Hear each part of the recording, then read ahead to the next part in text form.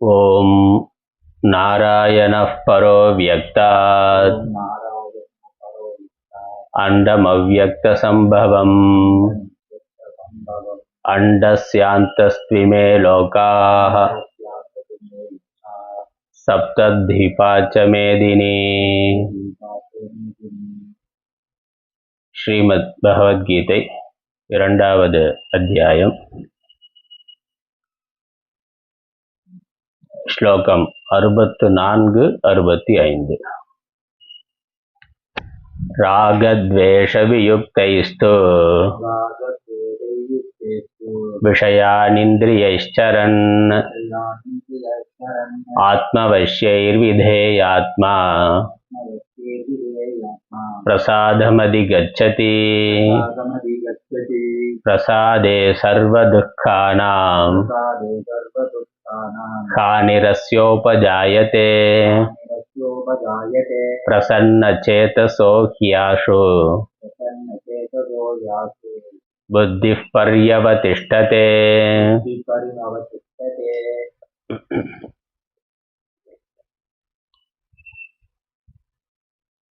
பிரக்ஞை என்ற ஞானத்திலிருந்து ஸ்தித பிரக்ஞை என்ற ஞான நிஷ்டையை அடைவதற்கான உபாயங்களை பகவான் உபதேசித்து வருகின்றார். முதல்ல ஸ்தித பிரக்ஞ லட்சணம் சொன்னார், ஸ்தித பிரக்ஞனுடைய இலக்கணத்தை கூறினார். பிறகு அந்த ஸ்தித பிரக்ஞையை அடைவதற்கான உபாயங்களை கூறி வருகின்றார். பிரதானமா 3 உபாயங்கள் பார்த்தோம். நிதித்தியாசனம் என்ற ஆத்ம தியானம், தமம் சமம் என்ற இந்திரிய நிகிரகம், மனோ நிகிரகம், புலனடக்கம், மன அடக்கம். இந்த புலனடக்கம், மன அடக்கம் இதனுடைய முக்கியத்துவத்தை விரிவாக சொல்லுகின்றார். அது எவ்வாறு ஞான நிஷ்டைக்கு உதவியாக இருக்கின்றது. புலனடக்கம், மன அடக்கம் இல்லை என்றால் ஞான நிஷ்டை ஏற்படுவதற்கான வாய்ப்பு இல்லை என்பதையும் சொல்லுகின்றார். அது உதவியா இருக்குங்கிறது மட்டுமல்ல, அது இல்லாமல், அவை இல்லாமல் இந்திரிய நிகிரகம், மனோ நிகிரகம்ங்கிற தமம் சமம் இல்லாமல் ஞான நிஷ்டையானது ஏற்படுவதற்கான வாய்ப்பு இல்லை என்பதையும் காரண காரியங்களோட விவரிக்கின்றார். அதை நம்ம பார்த்து கொண்டிருக்கிறோம். இந்த விருப்பு வெறுப்புகளிலிருந்து விடுபட்டு தன்னுடைய வசத்தில் புலன்களையும் மனதையும் வைத்திருக்கிறவன், புத்தியினுடைய கட்டுப்பாட்டில் புலன்களையும் மனதையும் வைத்து தன்னுடைய ஸ்வதர்மத்தை கடைபிடிக்கின்றவன், ஞான யோக அபியாசத்தை செய்கின்றவன், இந்த புலனடக்க மன அடக்கத்தினால மன சாந்தியை அடைகின்றார். இந்திரியங்கள் வெளியே போகாம இருக்கிறதுனால, மனசு வெளியே போகாம இருக்கிறதுனால மன அமைதி, மன சாந்தியானது கிடைக்கின்றது. அது தற்காலிகமான ஒரு மன அமைதி. அதுக்கப்புறம் அந்த சாந்தியோடு அவன் நிதித்தியாசனம் செய்கின்ற பொழுது நிரந்தரமான சாந்தியானது ஞான நிஷ்டையினால் ஏற்படுகின்றது. அதுதான் நம்ம ஞான வாசிஷ்டத்திலையும் பார்த்தோம். 3 சாதனைகளையும் சமமாக பண்ண வேண்டும். அங்கே வேற வார்த்தைகளை சொல்லப்பட்டது. வாசனாக்ஷயம், மனோநாசம், தத்துவ ஞானம் என்று சொல்லப்பட்டது. இல்லை, தத்துவ ஞான அபியாசம் பண்ணுறதுக்கு, தத்துவ ஞானத்தை அறிந்து கொள்வதற்கு முதல்ல சமம் தமம்ங்கிற சாதன சதுஷ்டயம் தேவை. அதுக்கப்புறம் அந்த ஞானத்திலேயே இருப்பதற்கும் இந்த சமம் தமம்ங்கிறது தேவை. ஞானம் வர்ற பொழுதுதான், ஞானம் வர்ற பொழுதுதான் இந்த சமம் தமம்ங்கிறது நிலை பெற்றதாக ஆகின்றது. அதில் ஒன்றை ஒன்று சார்ந்திருக்கக்கூடிய சாதனைகள். இந்த மன அமைதியை, சமம் தமத்தினால ஒருவன் மன அமைதியை அடைகின்ற பொழுது எல்லா துக்கங்களிலிருந்தும் விடுதலையை அடைகின்றான். அவனுடைய அறிவானது அப்பொழுது நிலை பெற்றதாக ஆகின்றது. இது 65வது பாடல பார்த்தது. பிரசன்ன சேதசோகியாசு புத்திகி பர்யவதிஷ்டதே. அவனுடைய அறிவானது விரைவில் நிலை பெற்றதாக ஆகின்றது. எந்த அளவுக்கு சமம் தமம் இருக்கோ அந்த அளவுக்கு அவ்வளவு விரைவாக ஞான நிஷ்டையானது ஏற்படும். இதன் பிறகு இந்த சமம் தமம் என்பதை புகழ்ந்து சொல்லுகின்றார். அதனுடைய முக்கியத்துவத்தை காட்டுவதற்காக அது இல்லை என்றால் ஞானம் இல்லை என்று சொல்லுகின்றார். முதல்ல நேர்மறையா சொல்லப்பட்டது, இவைகளால பிரசாதமும் அதனால துக்க நிவர்த்தியும் அதனால ஞான நிஷ்டையும் ஏற்படுகிறதுங்கிறத நேர்மறையா சொன்னார். அடுத்த பாடல்கள்ல இவை இல்லை என்றால் அது ஏற்படுவதற்கான வாய்ப்பு இல்லை என்பதை சொல்லுகின்றார். 66வது பாடல். இதற்கான அவதாரிகா பாஷ்யம் சுருக்கமா ஒரே வரி இருக்கு. சக அயம் பிரசன்னதா ஸ்தூயதே. படிக்கலாம். சேயம் பிரசன்னதா ஸ்தூயதே. சக அயம்ல சா அயம், சா பிரசன்னதா என்பதற்காக சா அயம் பிரசன்னதா ஸ்தூயதே. இந்த மன சாந்தியானது, மன அமைதியானது புகழப்படுகின்றது. ஏன்னா அதுதான் ஞான நிஷ்டைக்கு சாதனமா அடிப்படையாக இருக்கின்றது. அதை ஆதாரமாக கொண்டுதான் ஒருவன் நிதித்தியாசனத்தை தியானத்தை பண்ண முடியும். அதனால இந்த பிரசன்னதா புகழப்படுகின்றது. அந்த சாந்தியானது, மன அமைதியானது புகழப்படுகின்றது. ஸ்லோகம். நாஸ்தி புத்திரயுக்தஸ்ய நச்சாயுக்தஸ்ய பாவனா நச்சா பாவயதः சாந்திः அசாந்தஸ்ய குதः சுகம்.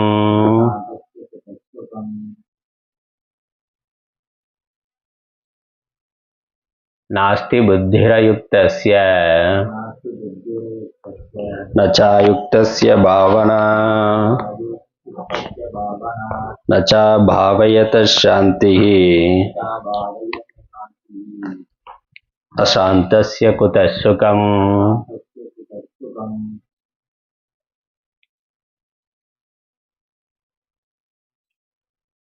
பதார்த்தம்.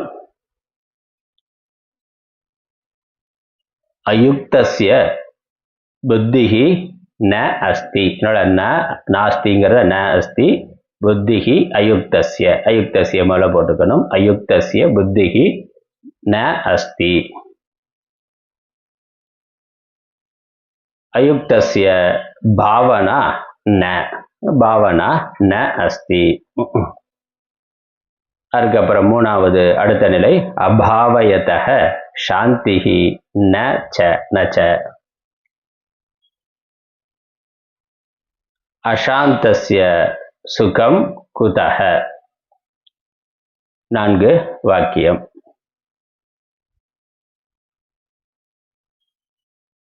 அயுக்தஸ்ய புத்திஹி ந அஸ்தி. அயுக்தஹ, யுக்தஹங்கிற வார்த்தை பார்த்தோம். அதற்கு எதிர்ப்பதம் அயுக்தஹ.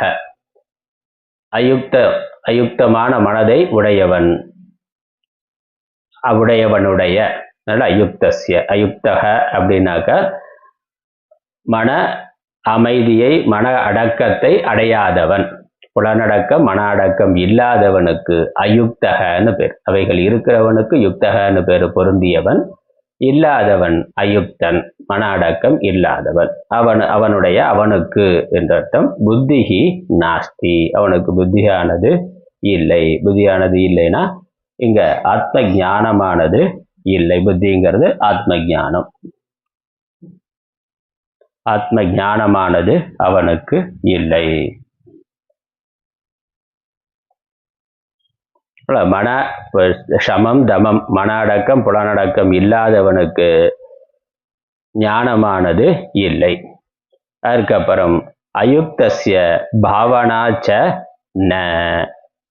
ஆத்ம ஞானம் இல்லை என்றால் இந்த புலனடக்கம் இல்லாதவனுக்கு ஆத்ம தியானமும் இல்லை. ஆத்ம ஞானம் இல்லை. ஒருவேளை ஆத்ம ஞானம் வந்தாலும் அதை அனுஷ்டானம் பண்ண முடியாது, அதை அபியாசம் செய்ய முடியாது. ஆத்ம தியானம்ங்கிறதும் அவனுக்கு இல்லை. பாவனைங்கிறது திரும்ப திரும்ப அபியாசம் பண்றது, தத்துவ ஞானத்தை திரும்ப திரும்ப சிந்தனை பண்றது, அது இல்லை. புலனடக்கம் மன அடக்கம் இல்லைன்னா அமைதியா ஒரு இடத்துல உட்கார்ந்து தியானம் பண்ண முடியாது. அப்படி தியானம் பண்ண உட்கார்ந்தாலும் மனது விஷயங்களை நோக்கியே செல்லும். அப்ப கட்டுப்படாது. மனசு கட்டுப்பட்டு ஆத்ம தியானத்துல பண்ணாதானே அதுல லயமானது வரும், சமாதியானது வரும். மனது பலமுறை விஷயங்களை விட்டுட்டு வெளியேயே சென்று கொண்டிருந்தா எந்த அளவுக்கு விஷயங்கள்ல பற்று இருக்கோ, விஷய வாசனையானது பலமாயிருக்கோ அது வரைக்கும் மனது அந்த விஷயங்களை நோக்கித்தான் போகும். தொடர்ந்து போற பொழுது அந்த தியானமானது, தாரணை தியானம்ங்கிறது சம்பவிக்காது. அதான் வாசனாட்சயம்ங்கிறத முக்கியமா சொன்னார். வாசனாட்சயம் இல்லைன்னா மனோநாசமானது இல்லை. மனோநாசம்ங்கிறது ராஜச தாமச குணங்கள் நீங்கி இருத்தல், சத்துவ குணத்துல இருக்கிறது. அப்ப சத்துவகுணத்துல இருந்தா தான் தியானமானது கைகூடும். சத்துவகுணத்துக்கு மனசு ராகத்வேஷம் இருக்கிற வரைக்கும், விஷய சிந்தனை விஷய வாசனை இருக்கிற வரைக்கும் சத்துவகுணத்துக்கு மனது வராது. சத்துவகுணத்துக்கு வரவில்லை என்றால் ஞான நிஷ்டையானது சம்பவிக்காது. அதனால சமம் தமம் இல்லாதவனுக்கு, அயுக்தனுக்கு பாவனை என்பதும் இல்லை, ஆத்ம தியானம் என்பதும் இல்லை. அதுக்கப்புறம்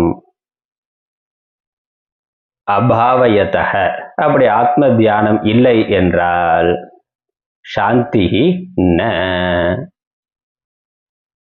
அமைதி, இதய சீதளம் என்பது இல்லை, அமைதி அடைதல் என்பது இல்லை. நிரந்தரமான அமைதியை, மனதில் இயல்பான அமைதி ஏற்படுதல் என்பது இல்லை. நம்ம கட்டாயமா அல்லது விஷய சம்பந்தம் இல்லாத பொழுது சில சமயங்கள்ல வாசனைகள் தானா அடங்கி இருக்கிற பொழுது ஒரு அமைதியானது இருக்கின்றது. ஆனா நிரந்தரமான அமைதி என்பது மனதுல ராகத்வேஷம் முற்றிலும் இல்லாம போற பொழுதுதான் வரும். விஷய ஆசை, எந்த விஷயத்தை குறித்தும் ஆசை இல்லாத பொழுதுதான் மனது நிரந்தர சாந்தியை அடையும். நிரந்தர சாந்தி அடைகிற பொழுதுதான் அது முக்தி நிலையாக இருக்கும். அதனால அது ஞான நிஷ்டை தியானம், ஞான அபியாசம் இல்லைனாக்கா அது வராது. அதனால அபாவயத்தக, நிதித்தியாசனம் செய்யவில்லை என்றால், ஆத்ம தியானம் இல்லை என்றால் சாந்தி என்பது இல்லை. அப்புறம் என்ன, அசாந்தஸ்ய சுகம் குதக, அந்த சாந்தி இல்லைன்னா ஆத்மானந்தமானது இல்லை, அந்த நிரந்தர சுகமானது இல்லை. நிரந்தர அமைதி இல்லை என்றால் நிரந்தர சுகமானது இல்லை. ஞானம் நிரந்தரமாக இல்லை என்றால் நிரந்தரமான அமைதி இல்லை. நிரந்தரமான அமைதி இல்லை என்றால் நிரந்தரமான சுகமானது இல்லை. இதுக்கெல்லாம் ஆதாரமா மூலமா இருக்கிறது என்னது? மன அடக்கம், புலன் அடக்கம். புலன் அடக்கம், மன அடக்கம் இல்லை என்றால் நிரந்தரமான தியானம் இல்லை. நிரந்தரமான தியானம் இல்லை என்றால் நிரந்தரமான சாந்தி இல்லை. நிரந்தரமான சாந்தி இல்லை என்றால் நிரந்தரமான ஆனந்தமானது இல்லை. அதோட முதல் சாதனை சமம் தமம் என்பதுதான். நம்ம வேதாந்தத்தை கேட்கறதுக்கு முன்னாடி சாதன சதுஷ்டயத்திலே சமம் தமம் சொல்றோம். அதுல ஓரளவுக்கு இருக்கும். சிரவணம் மனனம் பண்ணதுக்கு அப்புறம் இந்த ஞான நிஷ்டை நிதித்தியாசனம் காலத்துல அந்த சமம் தமம்ங்கிறத நம்ம இன்னும் பரிபூர்ணமாக ஆக்கி கொள்ள வேண்டும். விஷய சம்பந்தம் இல்லாம, விஷய சிந்தனை இல்லாம ஆத்ம சிந்தனையிலேயே இருக்கிற பொழுதுதான் ஞான நிஷ்டையானது வரும். அப்பொழுதுதான் ஞான சுகமானது, அந்த ஆத்மானந்தமானது, பிரம்மானந்தமானது நமக்கு தெள்ள தெளிவாக விளங்கும். அப்பொழுதுதான் அதுதான் ஜீவன் முக்தியாக இருக்கும். பாஷ்யம் படிக்கலாம். நாஸ்தி ந வித்யதே ந பவதி இத்யர்த்தः புத்திः ஆத்மஸ்வரூப விஷயா அயுக்தஸ்ய असमाहित अंतःकरणस्य न च अस्ति अयुक्तस्य भावना आत्मज्ञान अभिनिवेशः तथा न च अस्य अभावयतः आत्मज्ञान अभिनिवेशम् अकुर्वतः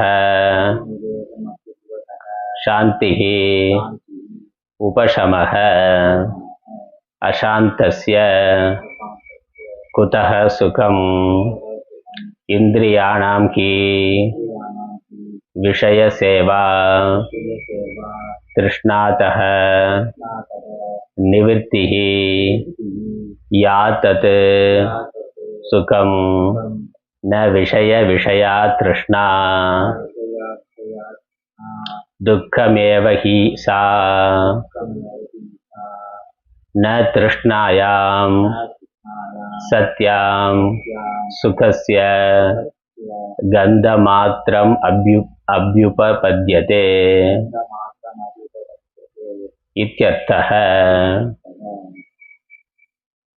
नास्ति முதல் பதம் நாஸ்தி. நாஸ்தின ந வித்யதே. ந வித்யதேன ந பவதி இத்யர்த்தः. ந பவதின இல்லை என்ற அர்த்தம். இல்லை.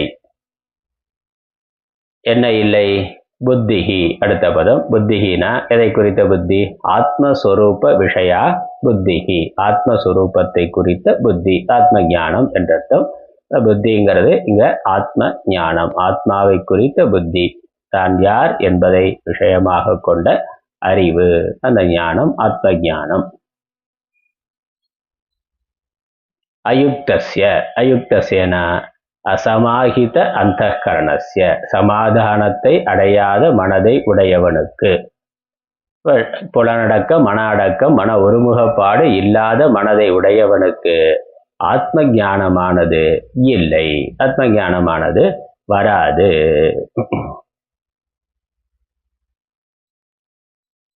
அதுக்கப்புறம் நச்ச அஸ்தி.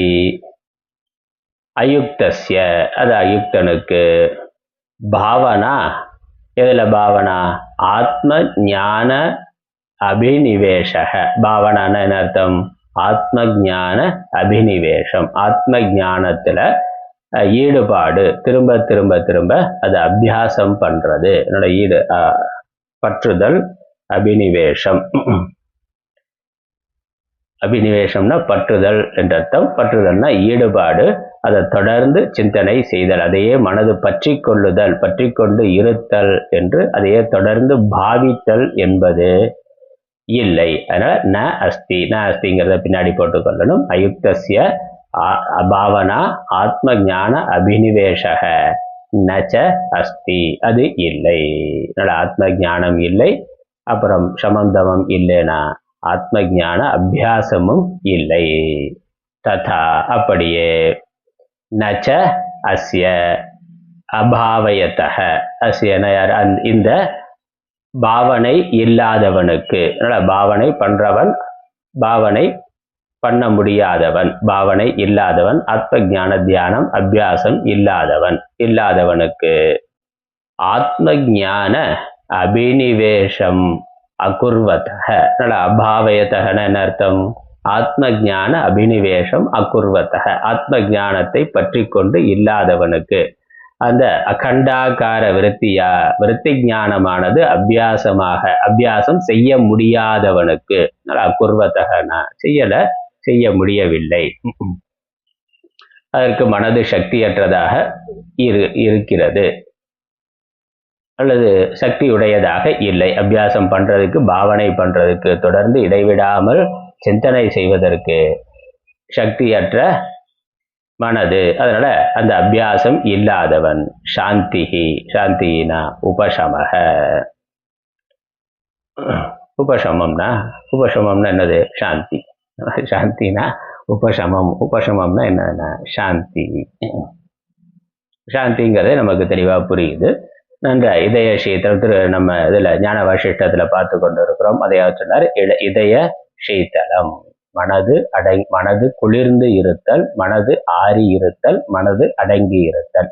சம்சாரத்துல இருக்கிற பொழுது சம்சார தாபம் என்று சொல்லுகின்றோம். திருக்குறள்ல கேள்வி நடத்துவது வெயில் சகித்திடா புழு போல் வெம்பீன பவமறு ஞான தீர்த்தம் படிந்திட பதறினானேன.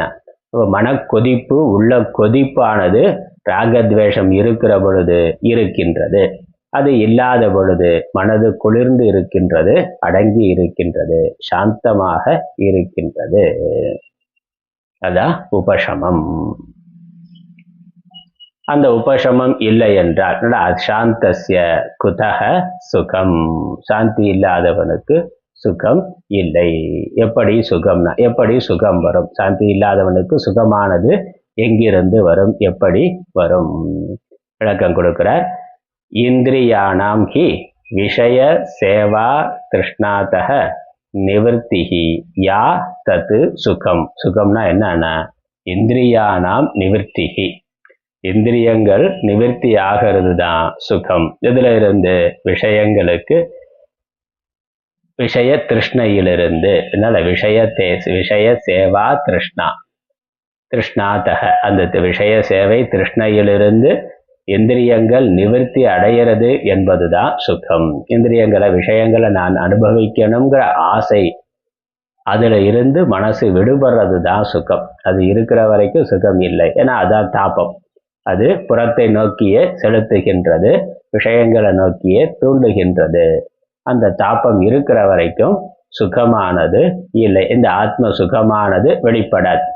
தண்ணீர்ல சூரிய சந்திர பிரதிபிம்பம் தெளிவா வரணும்னா அந்த தண்ணீர் கலக்கம் இல்லாம தெளிவா இருக்கணும், காற்றுனால அலைக்கழிக்கப்படாம அமைதியா இருக்கணும். அதனால அது தூய்மையானதா இருக்கணும், தெளிவானதா இருக்கணும், அப்புறம் சலனம் இல்லாததாக இருக்க வேண்டும். அதான் நம்ம சமம் சமாதானம் சொல்றோம்.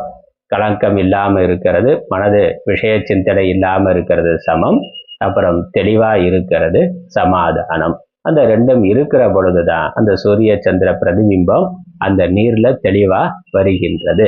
அது மாதிரி அமைதி அடைந்த மனதுல, சாந்தமா இருக்கக்கூடிய மனதுல சொரூபானந்தமானது நன்கு வெளிப்படுகின்றது. அதுதான் சுகம். விஷய திருஷ்ணா இருக்கிற வரைக்கும், விஷய தாகம் இருக்கிற வரைக்கும் மனது சுனாமி மாதிரி பேரலைகளோட பெரும் புயலா இருக்கின்றது. ஏன்னா காமம் குரோதம் வர்ற பொழுது மனசை பார்த்தா அப்படித்தான் இருக்கு. அதிகமான காமத்துல பீடிக்கப்பட்டவன் அப்படித்தான் இருக்கிறான், அதிகமான கோபத்துல இருக்கிறவனும் அப்படித்தான் இருக்கிறான். அந்த அமைதியற்ற மனது, சாந்தமற்ற மனது, அலைபாயக்கூடிய மனது, பேரிரைச்சலோட இருக்கக்கூடிய மனது, வெறும் கலக்கத்துல இருக்கக்கூடிய மனது, அதுல அமைதி, இந்த சொரூப ஆனந்தமானது அதில் வெளிப்பட இயலாது. அதனால ந விஷயா திருஷ்ணா, விஷய விருஷ்ணா திருஷ்ணா ந சுகம்னு போட்டுக்கொள்ளணும். விஷயமான, விஷய விஷயான்னு இருக்கு, விஷயங்களை விஷயமாக கொண்ட திருஷ்ணா ஆசையானது, சுகம் இல்லை. விஷய ஆசை இருக்கிற வரைக்கும் சுகமானது இல்லை. அப்படி சொல்ற விஷயான, விஷயத்தை விஷயமாக கொண்ட, விஷயமே விஷயம். விஷயா கிருஷ்ணா, விஷயங்கள் அனுபவ விஷயங்கள், பார்க்கிறது கேட்கிறது, பார்ப்பதற்காக இருக்கக்கூடிய விஷயங்கள், கேட்பதற்கு அப்புறம் சுவைப்பதற்கு, இப்படியெல்லாம் இருக்கக்கூடிய இந்த விஷயங்களை விஷயமாக கொண்ட ஆசையானது, இதை பார்க்கணும் அதை கேட்கணும் என்று தொடர்ந்து மனதில் வருகின்ற ஆசையானது அது சுகம் அல்ல. அப்ப என்னது சுகம் இல்லைன்னா துக்கமேவகி சா, அது அந்த திருஷ்ணா துக்கம் தான், அது துக்கம் தான், சுகம் இல்லை துக்கம். அதனால்தான் துக்க சம்யோக வியோகம் யோகம் என்கின்றார். பகவத்கீதையிலே பின்னாடி பார்க்க போறோம். துக்கத்தினுடைய சேர்க்கையிலிருந்து மனது பிரிதல் என்பதுதான். துக்கத்தினுடைய சேர்க்கையிலிருந்து பிரிதல்னா என்னது? ராகத்வேஷத்திலிருந்து பிரிதல். அது இல்லைனாலே மனது சுகமா, அதுவே யோகமாக ஆகின்றது, மனசாந்தியானது அங்க இருந்து வருகின்றது. இப்போ நம்ம விஷயத்தை பார்க்கிறோம். இப்ப விஷயம் சம்பந்தமான விஷயத்திலிருந்து சுகம் இல்லைங்கிறதா இங்க விஷயம். விஷயங்களை குறித்த ஆசை இருக்கிற வரைக்கும், சலனம் இருக்கிற வரைக்கும் சுகம் இல்லை என்பதைத்தான் பகவான் சொல்லுகின்றார். அது எப்படி நம்ம சுகம் இருக்கே, பார்க்கிறோமே, அனுபவிக்கிறோமே என்றாலும் என்று சொன்னா அதெல்லாம் உண்மையான சுகம் அல்ல, சுக ஆபாசம் தான், சுக பிரதிபிம்பம் தான் அங்க இருக்கு, அல்லது அல்ப சுகமாக அது இருக்கின்றது. மனதுல தாகம் இருக்கிற வரைக்கும் ஒரு விஷயத்தை குறித்த அந்த ஆசையானது அந்த பொருளை அடைகின்ற பொழுது தற்காலிகமா அந்த ஆசையானது அடங்கி இருக்கின்றது. அந்த நேரத்துல அந்த ஆசை நீங்கினதுனால நம்ம சுகத்தை அனுபவிப்பதாக உணர்கின்றோம், சுகமா இருக்கிறதா உணர்கின்றோம். அது அந்த விஷயத்திலிருந்து வந்ததாக நினைக்கிறோம். ஆனா மனதுல அந்த ஆசை நீங்கினதுனால ஏற்பட்ட அது சொரூப சுகம், அதனால ஏற்பட்ட அமைதியினால வந்த சுகம். ஆனா அடுத்த ஆசை வர்ற பொழுது அந்த சுகமானது போய் விடுகின்றது, மறைந்து விடுகின்றது. திரும்ப காற்றுல தண்ணீர் அலைக்கழிக்கும், கொஞ்ச நேரத்துக்கு காற்று இல்லாம இருந்தா அமைதியா இருக்கு, அடுத்த காற்று வந்த உடனே மீண்டும் அலைதல் வருது, அலைதல் வந்த பிரதிபிம்பம் போய் விடுகின்றது. அந்த மாதிரி இந்த ஒரு விஷயம் கிடைக்கிற பொழுது கொஞ்ச நேரத்துக்கு மனது அமைதியா இருக்கு, அந்த நேரத்துல நம்ம சுகத்தை உணர்கின்றோம். உண்மையிலேயே அது விஷயத்திலிருந்து வரல, அது சொரூப சுகம். அடுத்த ஆசை வர்ற பொழுது அந்த பிரதிபிம்பம் சொரூபானந்தம் அதனுடைய வெளிப்பாடானது மறைந்து விடுகின்றது, மீண்டும் மனது துக்கத்தை அடைகின்றது. அதனால இந்த விஷயமான திருஷ்ணை தாகம் இருக்கிறது, அது துக்கம் தான், அது சுகம் இல்லை. அது இருக்கிற வரைக்கும் சுகமானது வராது, வந்தாலும் அது நிலையானதா இருக்காது. அப்ப நிரந்தரமான சுகம் நமக்கு வேணும்னா நிரந்தரமா மனதில் இருக்கக்கூடிய எல்லா ஆசைகளும் நீங்க வேண்டும். மனசு ஆசையினால எப்பொழுதும் கலங்காததாக இருக்க வேண்டும். அப்ப சொரூப ஆனந்தமானது அங்கு வெளிப்பட்டு கொண்டே இருக்கும். அதனால்தான் பிரஜகாதி யதா காமான்னு ஆரம்பிச்ச லட்சணத்தை சொல்ற பொழுது ஒருவனுடைய மனதில் இருக்கக்கூடிய எல்லா காமங்களும் எப்பொழுது நீங்கி விடுகின்றனவோ அப்பொழுது அவருடைய ஞானமானது நிலை பெற்றதாக ஆகின்றது. அப்ப எந்த காமமுமே இல்லை, எந்த ஆசையுமே இல்லைன்னா அந்த மனது நிரந்தரமான அமைதியை அடைந்ததாக ஆகின்றது. நிரந்தரமான அமைதி இருந்தா நிரந்தரமான ஞான நிஷ்டையானது இருக்கின்றது, அதனால நிரந்தரமான ஆனந்தமானது இருக்கின்றது. உண்மையான ஆனந்தம் அங்கதான் இருக்கின்றது. அதனால இந்த விஷய சம்பந்தத்தினால வரக்கூடிய சுகம் அது விஷயத்திலிருந்து வர்றதில்லைன்னு புரிஞ்சு கொள்ளணும். ஒன்று அது ஆத்ம சுகம் தான், அல்லது அது கூட பிரதிபிம்ப ஆனந்தம் தான், வாஸ்தவம் இல்லைன்னு புரிந்து கொள்ளணும். அதான் சாஸ்திரம் சொல்றது. ஏன்னா நம்ம அனுபவத்துல இருக்கே அப்படின்னா அனுபவத்துல இருக்குங்கிறதுனால அது உண்மை இல்லை, நம்ம அதான் பார்க்கிறோம். இதெல்லாம் விட்டுட்டாக்கா சுகம் இல்லையேனா அது உண்மையிலேயே விஷயத்துல இருந்து வர்றதா நினைக்கிறது அறியாமை. அந்த விஷயமே பொய்ங்கிறதுனால அதுல இருந்து வரக்கூடிய சுகமும் பொய் தான். விஷயமே மித்தியானா அதுல இருந்து வரக்கூடிய சுகமும் மித்யா, அது பிரதிபிம்ப ஆனந்தம் தான். அந்த பிரதிபிம்பமும் சொரூபத்திலிருந்து வெளிப்பட்டது, அது கூட நமக்கு தெரியல. அது பிரதிபிம்ப ஆனந்தம்ங்கிறது தெரியல, அப்புறம் அதற்கான பிம்பம் ஒரிஜினல் நம்முடைய ஆத்மா, நாம் தான், அதற்கு உள்ள இருக்கக்கூடிய ஆத்மா தான் என்பதும் நமக்கு தெரியவில்லை. அதனால சுகம் தெரிகிறதுனாலும் அது உண்மை இல்லை, வெறும் தோற்றம். கண்ணுக்கு முன்னாடி நம்ம கண்ணாடி இருக்கு, கண்ணாடியில நம்மளுடைய முகத்தை பார்க்கிறோம், அந்த முகம் தெரிகிறது, அது உண்மையா இல்லையானா, அது நாமா நாம் இல்லையா கேட்டா என்ன சொல்றது? கண்ணாடியில தெரிகிற முகம் நாமா நாம் இல்லையா, அது உண்மை தெரியுதே அப்படின்னாக்கா அது தெரிகிறது, தெரிந்தாலும் அது உண்மை இல்லை, வாஸ்தவம் இல்லை, அது பிரதிபிம்பமா தெரிகின்றது. நம்முடைய முகம்தான் அங்க தெரிகின்றது. அது எப்ப தெரிகின்றது? அந்த கண்ணாடி தூய்மையா இருக்கிற பொழுது தெரியுது. கண்ணாடியில வேற தூசிகள் மாசுகள் இல்லாத பொழுது, அது பழவாக உடைந்து போகாம கீறல் இல்லாம இருக்கிற பொழுது அப்படியே தெள்ள தெளிவாக தெரிகின்றது. அப்ப அது கண்ணாடியிலிருந்து அந்த பிரதிபிம்பமானது வெளிப்படவில்லை, அதனுடைய உண்மை முகம் வெளியே இருக்கு, கண்ணாடிக்கு வேற வெளியே இருக்கின்றது. கண்ணாடி தூய்மையா இருக்கிற பொழுது அந்த வெளியே இருக்கக்கூடிய பொருளை அது அவ்வாறே காட்டுகின்றது. அதே மாதிரி மனது அமைதியா இருக்கிற பொழுது, கலக்கம் இல்லாம இருக்கிற பொழுது, சாந்தமா இருக்கிற பொழுது சொரூபானந்தமானது தெள்ள தெளிவாக வெளிப்படுகின்றது. அதனால அது கண்ணாடியினுடைய தயாரிப்பு அல்ல, கண்ணாடியிலிருந்து வருவது அல்ல என்பது போல இது விஷயத்திலிருந்து வருவது அல்ல, மனதிலிருந்தும் வருவது அல்ல. அது ஆத்மானந்தம். ஆத்மானந்தம் மனதுல வெளிப்பட்டிருக்கின்றது. அப்ப அது ஆத்மானந்தம் நித்தியமா இருக்கணும்னா மனது கலங்காம இருக்கணும். மனது கலங்காம இருக்கணும்னா ராகத்வேஷத்துக்கு வசப்படாம இருக்கணும். அதனாலதான் அந்த அயுக்தசேன ஆரம்பிச்சார். யுக்தம் இல்லாதவனுக்கு, மன அடக்கம் புலனடக்கம் இல்லாதவனுக்கு நிரந்தரமான சாந்தி இல்லை, நிரந்தரமான ஆத்ம தியானமானது இல்லை. ஆத்ம தியானம் இல்லைன்னா சாந்தி இல்லை, சாந்தி இல்லைன்னா சுகம் இல்லை. அதற்கு விளக்கம் அடுத்த பாட்டுல அடுத்த ஸ்லோகத்துல வருது, நாங்க பார்க்கலாம். இன்னொரு வரி இருக்கு. ந திருஷ்ணாயாம் சத்யாம் சுகஸ்ய கந்த மாத்திரம் அப்படி உபபத்தியதே இத்தியர்த்தः. ஆச்சாரியர் ரொம்ப தெளிவா கிளியரா சொல்றார். திருஷ்ணாயாம் சத்யாம், இந்த ஆசையானது ராகமானது தாகமானது இருக்கின்ற வரையிலும், சுகஸ்ய கந்த மாத்திரம், சுகத்தினுடைய வாசனை கூட, வாசனைக்கு கூடன்னு சொல்றோம்ல, வாசனைக்கு கூட தெரியாது, வாசனைக்கு கூட இல்லைன்னு, அது மாதிரி சுகஸ்ய கந்த மாத்திரம் அப்படி, அதனுடைய வாசனையும் கூட ந உபபத்தியதே, அது இல்லை, தோன்றாது, வெளிப்படாது என்பது பொருள். அதனால வாசனையோடு இருந்த ராகத்வேஷத்தோட தாகத்தோடு இருந்த நாம் அனுபவிக்கக்கூடிய சுகம் எல்லாம் உண்மையிலேயே சுகம் இல்லை. அதனால ஆச்சாரிய தெளிவா சொல்றார், கந்த மாத்திரம் அப்படின்னா அந்த வாஸ்தவமான சுகத்தினுடைய அந்த வாசனை கூட நமக்கு மனதுல ராகத்வேஷம் இருக்கிற வரைக்கும் நம்ம அனுபவிக்க முடியாது, அனுபவிப்பது இல்லை, ஏற்படவே உற்பத்தியதேனா உபபத்தியதே, அது கிடைக்காது, வெளிப்படவே வெளிப்படாது.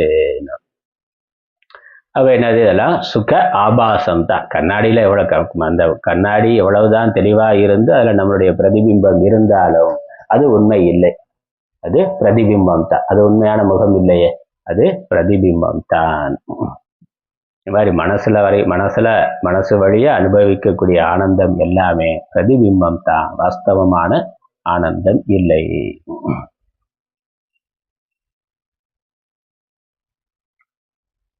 ஏன் அயுக்தனுக்கு, தமம் சமம் இல்லாதவனுக்கு புத்தியானது ஏற்படாது என்பதை அடுத்த ஸ்லோகத்துல அதற்கு விளக்கம் சொல்லுகின்றார். இந்த ஸ்லோகத்தினுடைய பொழிப்புரை மற்றும் மொழிபெயர்ப்பு பார்க்கலாம். ஆதலால் இந்த மனத்தெளிவை புகழ்ந்து சொல்லுகின்றார். சா அயம் பிரசன்னதா ஸ்தூயத்தே, இந்த பிரசன்னதா, பிரசன்னதாங்கிறது பிரசாதம், பிரசாத புத்தி, அதான் மனத்தெளிவு. அந்த மனத்தெளிவானது புகழப்படுகின்றது. பொழிப்புரை. ஒரு நிலையில் இல்லாதவனுக்கு ஞானம் உண்டாவது இல்லை. ஒரு நிலையில இல்லைனாக்க மனசு விஷயங்களை நோக்கி போய்கொண்டே இருக்கிறது. இந்திரியங்கள் விஷயங்களை நோக்கி போய்கொண்டே இருக்கிறது. அதுல அதை அடைந்து அதை அனுபவித்து கொண்டே இருக்கிறது. அதான் நிலை இல்லாத. ஏன்னா விஷயம் நிலை இல்லாத இருக்கு. விஷயங்களை நம்ம மாத்தி தான் டிவி சேனல் மாத்துற மாதிரி மாத்தி தான் விஷயங்களை பார்த்து கொண்டு இருக்கிறோம். விஷயங்களை பார்க்கறது, கேட்கறதுல, அனுபவிக்கிறதுல ஒருமுகப்பட்ட தன்மையானது ஒரே விஷயத்துல தொடர்ந்து அனுபவிக்கிறதுங்கிறது வருவதே இல்லை. அதனால நிலையில்லாத மனசுனா விஷயங்களுக்கு பின்னாடி போற வரைக்கும் நிலையில்லாத மனசுதான், நிலையில்லாத இந்திரியங்கள் தான். டிவியில சேனலை பார்க்கிற பொழுது ஒரு 2 நிமிஷம் 5 நிமிஷம் கூட இல்லை, அடுத்ததுன்னு மாறிக்கொண்டே இருக்கின்றார். அப்புறம் கண்ணால பார்க்கறது போர் அடிச்சதுனாக்கா அப்புறம் காதால கேட்கறதுன்னா ஏதோ மியூசிக்கை போட்டு கேட்கறது, அது போர் அடிச்சதுன்னா அதுலயும் ஒரே மியூசிக் தொடர்ந்து கேட்க முடியுதான்னா மாத்தி வேற போட்டு கேட்கறது. அது போர் அடிச்சதுன்னா எல்லாத்தையும் நிறுத்திட்டு என்னது சாப்பிட்றதுன்னா நாக்குக்கு போடுறது, அதுலேயும் ஒரே மாதிரி இருக்குன்னா அதையும் மாற்றி கொடுத்து அதுலேயும் திருப்தி வரல, அடுத்த விஷயம். இப்படி இந்திரியங்கள் விஷயத்துல நிலையில்லாம போய்கொண்டே இருக்கு. இந்திரியங்களுக்கு பின்னாடி போற வரைக்கும் மனசும் நிலையில்லாம போய்கொண்டே இருக்கு. அதனால அந்த சிந்தனை, அந்த வாசனையானது இருந்து கொண்டே இருக்கும், அந்த சிந்தனையானது இருந்து கொண்டே இருக்கும். அதனால நான் போகங்களை விஷயங்களை அனுபவித்து கொண்டே ஆத்ம ஞானத்துல ஆத்ம ஞான நிஷ்டையில இருக்கிறேன், எல்லாம் மித்தியான்னு புரிந்து கொண்டு நான் எல்லாவற்றையும் அனுபவித்து கொண்டே ஆத்ம ஞானமும் அபியாசமும் பண்றேன்னா அது பண்ண முடியாது. ஞான நிஷ்டை வந்ததுக்கு அப்புறம் அது வேற. ஆனா ஞான நிஷ்டை வர்றது காலத்துல இத செய்துதான் ஆகணும், தியாகம் பண்ணித்தான் ஆக வேண்டும். ஞான நிஷ்டை வந்ததுக்கு அப்புறம் எதுலேயுமே மனது இயல்பாகவே போகாது. அப்படியே ஏதாவது பிராரப்தத்தினால வந்தாலும் அது பிராரப்தத்தினால சரீரத்திற்கு வந்திருக்கிறதுன்னு சாட்சியா பார்த்து கொண்டு இருக்க முடியும். ராகத்வேஷம்ங்கிறது அதனால மனதுல ஏற்படாது. அது இல்லாத வரைக்கும், ஞான நிஷ்டை வராத வரைக்கும் விஷயங்களையும் அனுபவித்து கொண்டு நான் ஞான நிஷ்டையையும் அடைவேன் என்று எவ்வளவு காலம் சாதனை பண்ணாலும் அது நடக்காது, சித்தியானது ஏற்படாது. அதான் சொல்றார். அதுக்குத்தான் பகவான் இவ்வளவு விளக்கம் கொடுக்கிறார். ஏன்னா மனசே நிற்காது. மனசு நின்னா தானே தியானம்ங்கிறது சாத்தியம். ஆத்ம தியானமும் நிலை உண்டாவது இல்லை. இந்திரியங்கள் நின்றாதான் மனசு நிற்கும், மனசு நின்றாதான் தியானம்ங்கிறது சாத்தியம். தியானம் சாத்தியமானாதான். ஆத்ம தியானம் இல்லாதவனுக்கு ஒழிப்பும் உண்டாவது இல்லை. சாந்திங்கிறத ஒழிப்புன்னு சொல்றார். ஒழிவு அல்லது ஒழிப்பும் உண்டாவது இல்லை. விஷயங்கள் ஒழிந்து போதல் என்பது அதனால ஏற்படக்கூடிய அமைதி, அதுதான் சாந்தி. உண்டாவது இல்லை. ஒளிப்பற்றவனுக்கு சுகம் ஏது? ஒளிப்பு இல்லைனா எவ்வாறு சுகமானது வரும்? பாஷ்யம். மனம் ஒருநிலைப்படாதவனுக்கு ஆத்மஸ்வரூபத்தை பற்றிய அறிவு உண்டாகாது. ஆத்மஸ்வரூபத்தை பற்றிய அறிவே அவனுக்கு உண்டாவது இல்லை. ஒருநிலைப்படாதவனுக்கு ஆத்மாவை அறிதலிலே மிக்க ஊக்கமும் உண்டாகாது. அபினிவேஷக அப்படின்னு சொல்றத மிக்க ஊக்கம், அது அறிதல்ல, அந்த அபியாசம் பண்றதுல ஊக்கமானது வருவது இல்லை. அவ்வாறு ஆத்மாவை அறிதலிலே மிக்க ஊக்கம் கொள்ளாதவனுக்கு ஒழிப்பு உண்டாவது இல்லை. அதனால வரக்கூடிய அந்த சாந்தியானது ஏற்படுவது இல்லை. ஒளிப்பற்றவனுக்கு சுகம் ஏது?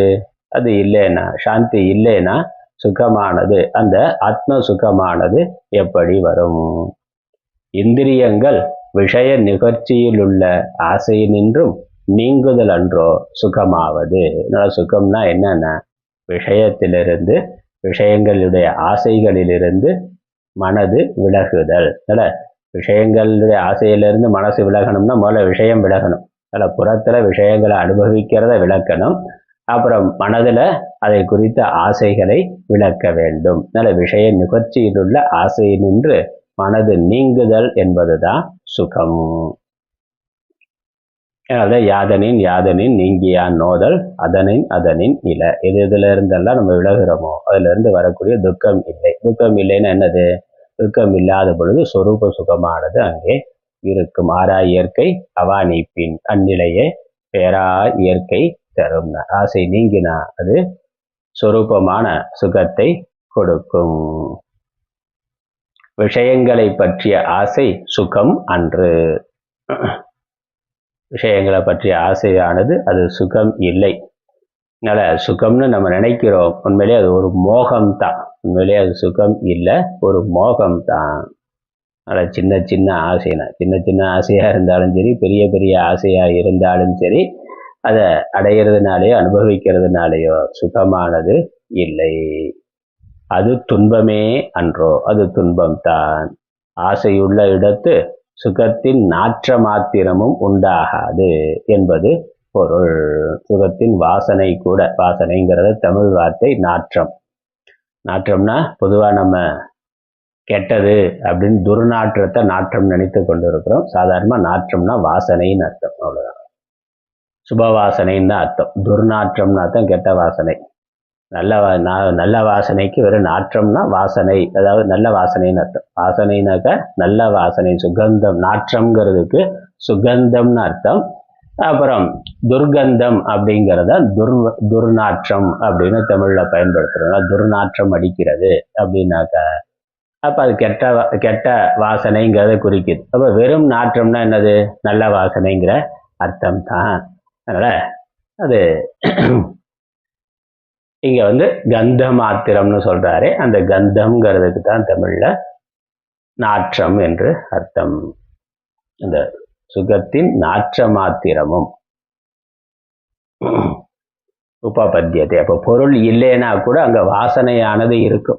நாற்ற மாத்திரம்னு ஏன் சொல்றாருன்னா, ஒரு இடத்துல ஒரு பொருள் இல்லைனாலும் அதனுடைய வாசனை, வெங்காயமோ வெள்ளைப்பூடோ பெருங்காயமோ பார்த்தா அங்க வஸ்து இல்லை, ஆனா அதனுடைய வாசனை அந்த இடத்துல இருக்கிறத பார்க்கிறோம்.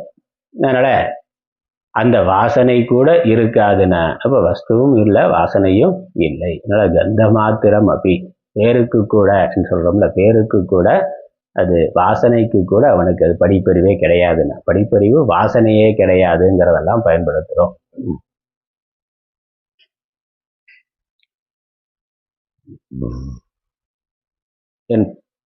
சுகத்தின் நாற்ற மாத்திரமும் உண்டாகாது என்பது பொருள்.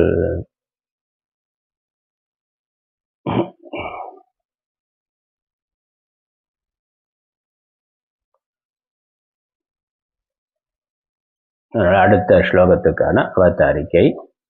அயுக்தஸ்ய கஸ்மாத் புத்திஹி நாஸ்தி இதி உச்யதே. அயுக்தஸ்ய கஸ்மாத் புத்திஹி நாஸ்தி இதி உச்யதே.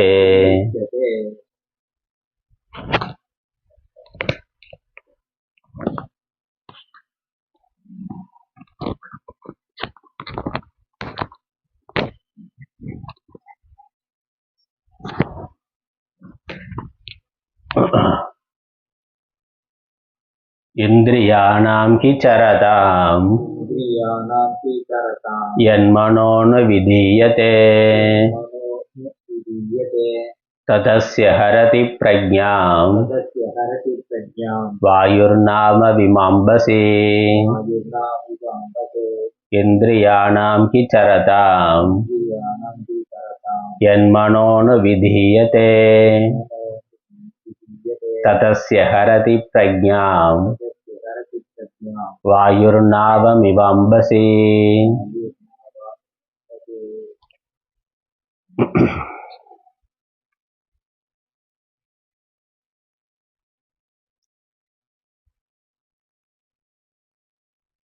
ஒரு நிலைப்படாதவனுக்கு ஏன் ஞானம் உண்டாவது இல்லை, அதற்கான காரணம் என்ன என்பதற்கு விளக்கம் கொடுக்கிறார். அதற்கு விடை கூறப்படுகின்றது. பதார்த்தம், ஸ்லோக பதார்த்தம்.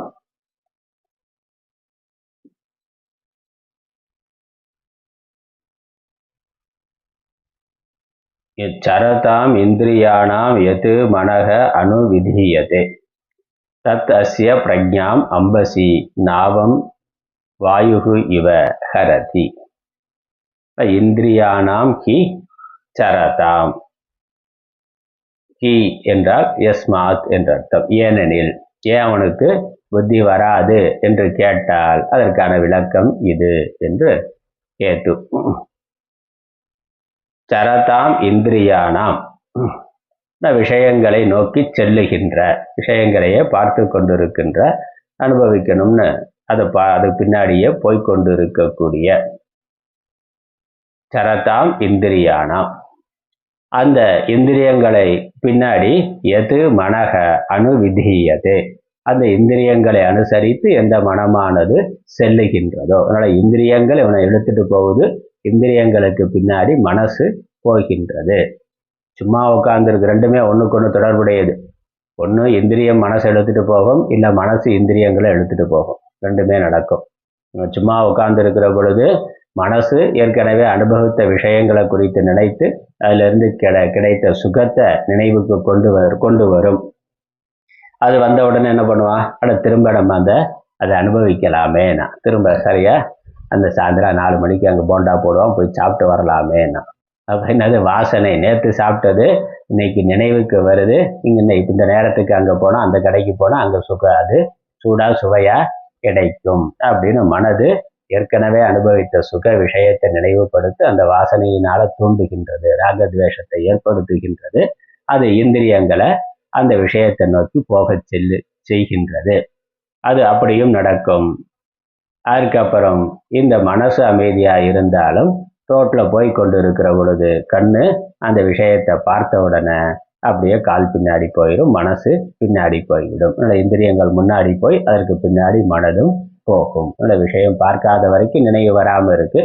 டிவிலையோ இல்லை வேற எங்கேயோ விஷயத்தை பார்த்த உடனே நினைவுக்கு வருகின்றது. இந்திரியங்கள் மனதை இழுத்து செல்லுகின்றன. கண் போன போக்கிலே கால் போகலாமா, கால் போக போக்கிலே மனம் போகலாமான்னு அதான் சொல்லுது. அதனால கால் போன போக்குல கண் போன போக்குல மனம் போறது, கால் போன போக்குல மனசு போறதுன்னா. கண் போன போக்குங்கிறது ஞான இந்திரியங்களுக்கு பின்னாடி போறது, கால் போன போக்குல போறதுங்கிறது கர்ம இந்திரியங்களுக்கு பின்னாடி போறது. மொத்தத்துல இந்த 10 இந்திரியங்களும் மனதை இழுத்து கொண்டு செல்லுகின்றன. ரத கற்பனை உபனிஷத்துல பார்க்கிறோம். இந்த தேர் இருக்கு, அந்த மனசு கடிவாளம் மாதிரி இருக்கு, முன்னாடி பொருத்தி இருக்கக்கூடிய இந்திரியங்கள் குதிரைகளாக இருக்கின்றன, அந்த பாதையானது விஷயங்களாக இருக்கின்றன. இந்த குதிரைகள் தேரை இழுத்து கொண்டு செல்லுகின்றது, அதற்கு பின்னாடியே மனசு செல்லுகின்றது. மனது இந்திரியங்களை கட்டுப்படுத்துவதா இருக்கணும். அப்படி கட்டுப்படுத்தாம இந்திரியங்களுக்கு பின்னாடி மனது போனா என்ன ஆகும்? அதான் இங்க சொல்றார்.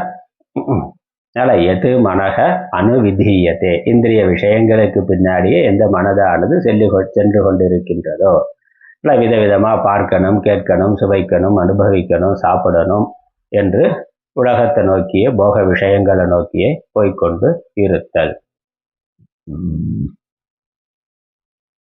தத்து அஸ்ய பிரஜ்ஞாம் அம்பசி நாவம் இவ ஹரதி. தத்து அஸ்ய பிரஜ்ஞாம் ஹரதி, அது அந்த மனதானது அவனுடைய புத்தியை இழுத்து சென்று விடும். அந்த மனசு என்ன பண்ணும்? அது போற போது தனியா போகாது, புத்தியை சேர்த்து எடுத்துட்டு போயிடும்னா. நிறைய இந்திரியங்கள் மனசை இழுத்துட்டு போகுது, மனசு புத்தியை இழுத்து சென்று விடுகிறது. இழுத்து சென்று விடுகிறதுன்னா என்ன அர்த்தம்?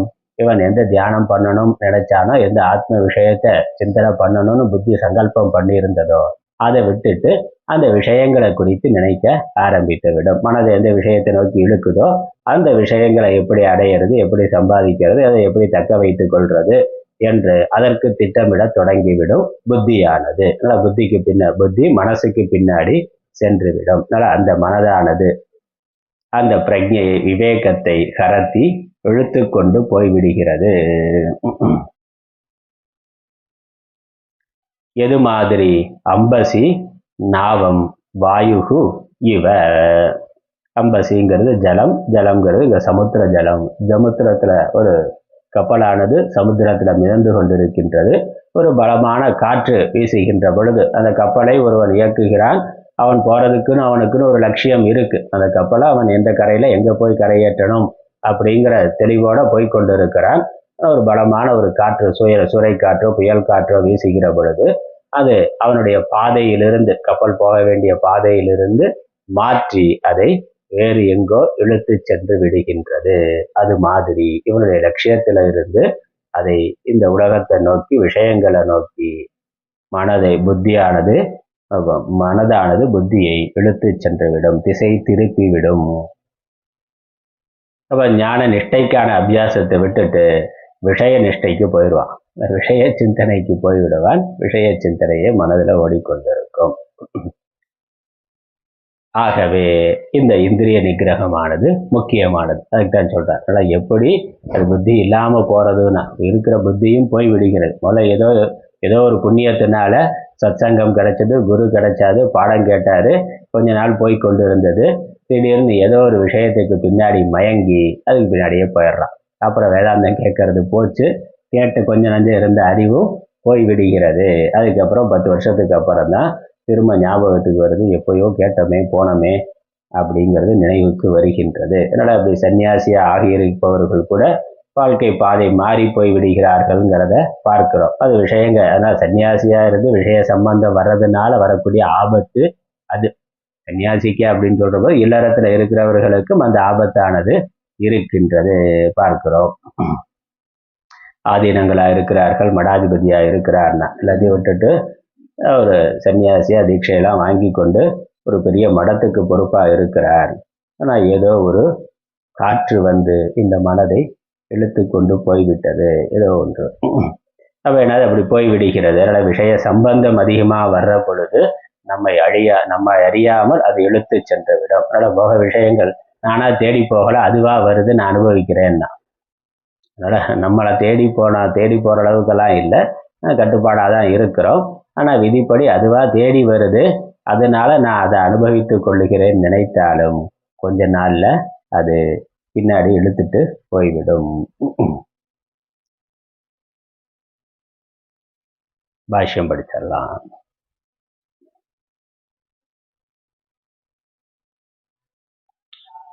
இந்திரியாணாம் ஹி யஸ்மாத் சரதாம் ஸ்வஸ்வ விஷயேஷு பிரவர்த்தமானானாம் யன்மனஹ அனுவிதீயதே அனுப்பிரவர்த்ததே தத் இந்திரிய விஷய விகல்பனேன பிரவர்த்தம் மனஹ அஸ்ய யதே அஸ்ய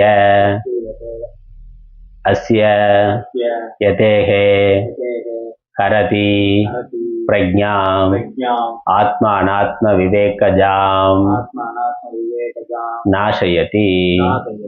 கதம் வாயுர்நாவமிவாம்பசி உதகே ஜிகமிஷதாம் மார்காத் உத்ருத்ய உன்மார்கே யதா வாயுः நாவம் பிரவர்த்தயதி ஏவம் ஆத்மவிஷயாம் பிரஜ்ஞாம் கிருத்வா மனஹ விஷயாம் கரோதி.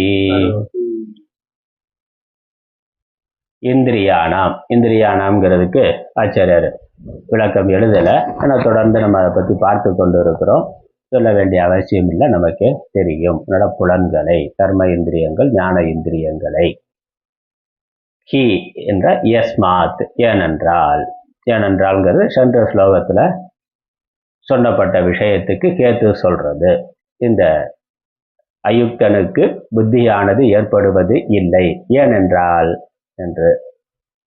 சரதாம் அர்த்தம் ஸ்வஸ்வ விஷயேசு பிரவர்த்தமானானாம்.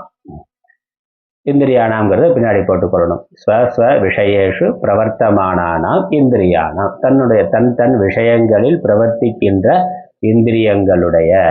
இந்திரியங்களுக்கு. ஒவ்வொரு இந்திரியம், 5 இந்திரியம் கண் இருக்கு, காது இருக்கு. கண்ணு ஒரு பக்கம் இழுக்குது, காது ஒரு பக்கம் இழுக்குது, நாக்கு ஒரு பக்கம் இழுக்குது. அப்புறம் வாசனை அது ஒரு பக்கம். அப்புறம் இது ஞான இந்திரியமாக இருந்து அப்புறம் ஸ்பர்ஷ சுகம் அதையும் பார்க்கிறோம், அது ஒரு பக்கம் இழுக்குது. அதனால் 5 இந்திரியங்களும் 5 குதிரைகளோ யானைகள் மாதிரி இருந்து அதனுடைய விஷயங்கள்ல இந்த ஜீவனை இழுத்து கொண்டு இருக்கின்றன. அப்புறம் கைகள், கால்கள் அவைகளும் ஒரு பக்கம் ஜனனேந்திரியம், இல்லை வாக்கு அதுவும் ஒரு பக்கம் இழுத்து கொண்டு இருக்கு. எதையாவது பேசிக்கிட்டே இருக்கணும்னு நினைக்கிறான், அப்படி அதுவும் இழுக்கின்றது. இல்லை ஏதாவது கர்மாவை பண்ணிக்கொண்டே இருக்கணும் அப்படிங்கிற அந்த உணர்வெல்லாம். இப்படி ஒவ்வொரு 10 இந்திரியங்களும் 10 திசையில மனதை இழுக்கின்றது.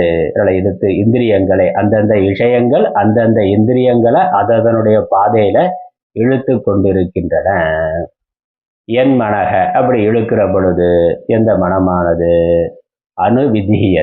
அனுவிதீயத்தேனா அனுப்பிரவர்த்ததே, அதுக்கு பின்னாடி செல்லுகின்றதோ. ஒவ்வொரு சமயத்துல ஒவ்வொரு இந்திரியத்துக்கு பின்னாடி சென்று விடுகிறான். பார்க்கறது கொஞ்ச நேரம், கேட்கறது கொஞ்ச நேரம், சாப்பிட்றது கொஞ்ச நேரம், அப்புறம் பேசுறது கொஞ்ச நேரம், கர்மா பண்றது கொஞ்ச நேரம்னு இப்படி அந்த இந்திரியங்களை திருப்திப்படுத்துவதாகவே மனது அதற்கு பின்னாடியே சென்று விடுகின்றது. தத்துனா என்ன? இந்திரிய விஷய விகல்பனேன பிரவர்த்தம் மனக. இந்திரிய விஷயங்களால விகல்பமாகி விகாரமாகி பிரவர்த்திக்கின்ற மனதானது. அஸ்ய அசேன யதேகே இந்த சாதகனுக்கு இந்த முயற்சியுடையவனுக்கு கரதி பிரஜ்ஞாம் இவனுடைய இந்த முயற்சியுடையவனுடைய பிரஜ்ஞாம் கரதி இவனுடைய பிரஜையை இவனுடைய ஞானத்தை எடுத்து ஹரத்தினா நாசயதி அழித்து விடுகின்றது. எந்த ஞானம்? ஆத்ம அனாத்ம விவேக ஜாம் பிரஜ்ஞாம் நாசயதி. ஆத்ம அனாத்ம விவேகத்தை பற்றி தோன்றியிருந்த இந்த ஞானத்தை அழித்து விடுகின்றது. இந்த ஞானம் ஏற்படுறதே அபூர்வம். இப்போ ஏதோ ஈஸ்வர அனுகிரகத்தினால சத்சங்கத்தினால இவனுடைய ஏதோ ஒரு புண்ணிய பரிபாகத்தினால ஏதோ பாடம் கேட்கறதுக்கு கொஞ்சம் வாய்ப்பு வந்தது, அதை கேட்டான், அதனால கொஞ்சம் புத்தி இருந்தது. இந்த இந்திரியங்களுக்கு பின்னாடி போன மனசு அதை அழித்து விடுகின்றது. எப்படி?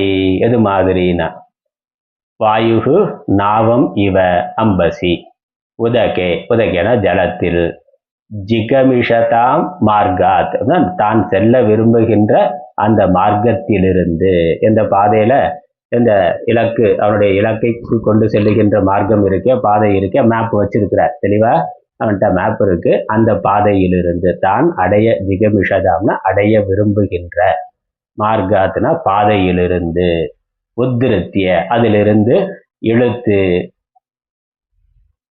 உன்மார்க்கேனா வேறு மார்க்கத்தில், யதா வாயுர் நாவும் பிரவர்த்ததே அந்த பாதையிலிருந்து இவன் செல்ல வேண்டிய பாதையிலிருந்து விலக்கி வேறொரு மார்க்கத்தில் அந்த படகை திருப்பி விடுகின்றதோ,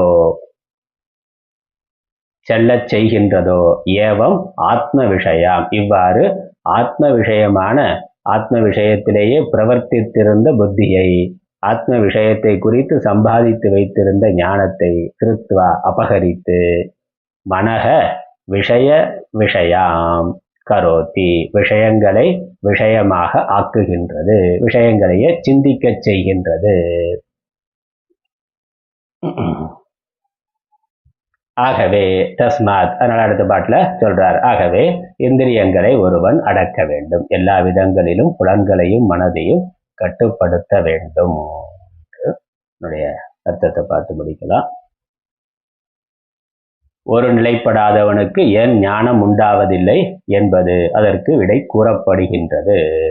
ஏனெனில் எந்த மனமானது விஷயங்களில் திரிகின்ற இந்திரியங்களை பின்தொடர்கின்றதோ, அதனால விஷயங்கள்ல திரிகின்ற அலைகின்ற தெருவாக திரிய வைக்கின்ற எல்லாத்தையும் நம்ம போட்டு கொள்ளணும்.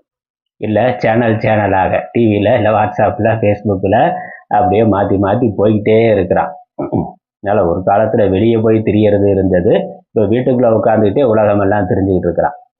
அதனால் ஊர் சுற்றுறதுன்னா வீட்டுக்குள்ளே உட்காந்துக்கிட்டே உலகமெல்லாம் இந்த இந்திரியங்கள் மனது சுற்றி கொண்டு இருக்கின்றது. யூடியூப்பில், வாட்ஸ்அப்பில், ஃபேஸ்புக்கில், அப்புறம் இன்னும் என்னென்னமோ சாட்டுக்கான விஷயங்கள் எல்லாம் இருக்குது. யார் யார் பின்னாடியோ எது பின்னாடியோ திரிகின்ற விஷயங்கள்.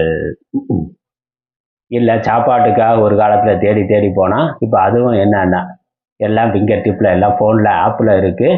எந்தெந்த ஹோட்டலில் எது கிடைக்கும்னா அதை தேடி போய் ஆர்டரை போட்டு வீட்டுக்கே கொண்டு வந்து சாப்பிடுவேன்னா அதெல்லாம் திரிகின்ற பின்தொடர்கின்ற. அது ஜலத்திலே கப்பலை காற்று அடித்து கொண்டு போவது போல இவனுடைய அறிவை கவர்ந்து கொண்டு போகின்றன, இவனுடைய அறிவை எடுத்து போய்விடுகின்றது.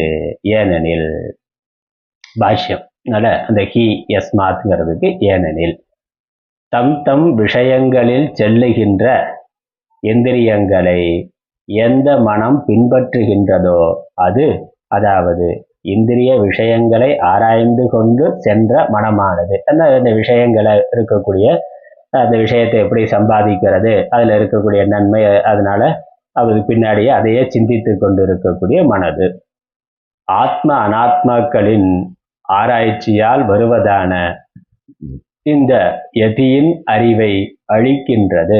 இந்த யதியினுடைய அறிவை அழித்து விடுகின்றது. எப்படி? காற்றானது ஜலத்திலே செல்ல புகுந்த கப்பற்காரர்களுடைய வழியினின்றும் கப்பலை விலக்கி தப்பு வழியிலே செலுத்துகின்றது. இதுபோல மனமானது ஆத்மாவை பற்றிய அறிவை கவர்ந்து விஷயங்களை நோக்கும்படி செய்கின்றது. மேற்கொண்டு அடுத்த ஸ்லோகம் நாளை நாளை ஈஷாவாஸ்ய பாஷ்யம் புதன்கிழமை காலையில பார்க்கலாம். ஓம் ஓம் பிரபன்ன பாரிஜாத்தாய தோத்திர வெத்ரைக்கபாணயே ஞானமுத்ராய கிருஷ்ணாய கீதாமிருததிகே நமः. ஓம் ஈஸ்வரோ குருராத்மேதி மூர்த்திபேத விபாகினே व्योमवत्याप्तदेहाय दक्षिणामूर्तये नमः. ஓம் பூர்ணமதः பூர்ணமிதம் பூர்ணாத் பூர்ணமுதச்யதே பூர்ணஸ்ய பூர்ணமாதாய பூர்ணமேவாவசிஷ்யதே. ஓம் சாந்தி சாந்தி சாந்தி. ஹரி ஓம்.